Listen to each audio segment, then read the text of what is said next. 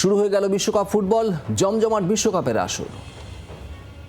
2026 FIFA বিশ্বকাপে একের পর এক মহা তারকারা তারা দাপিয়ে বেড়াচ্ছেন একের পর এক গোল।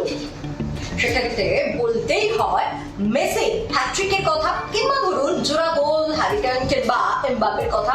উফ, কি দারুণ না! মানে রাজ্যে গিয়ে খেলা দেখা সার্থক মনে হচ্ছে।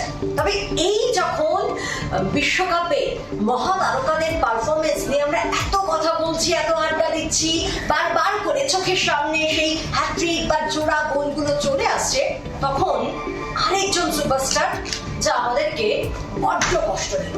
বুঝতে পারছেন কার কথা বলছি? জানি, ঠিক ধরেছেন, রোনাল্ডোর কথা বলছি। তাই ভাবলাম আজকে আমি বাইরে একবার রোনাল্ডোর এই ফ্লপ পারফরমেন্স নিয়ে একটু কথা বলবো না, তা হয় নাকি? আমি জানি আমার মতো আপনারাও বড্ড কষ্ট পেয়েছেন। যে কি রোনাল্ডোর কাছ থেকে আমরা ভেবেছিলাম যে হয়তো একটা দুটো কিংবা ধরুন হ্যাট্রিক হতেই পারে। তবে কি খেলা দেখলাম! এই যে তার এই পারফরমেন্স, তা নিয়ে শুধু মানে আপনি এতটা অবাক হই, বিশেষ করে আমার মতো আপনার মতো গোটা বিশ্বে ফুটবল প্রেমীরা তারা একেবারে হতবাক। তারা অবাক হয়ে গিয়েছেন যে কি পারফরমেন্স করলেন রোনাল্ডো।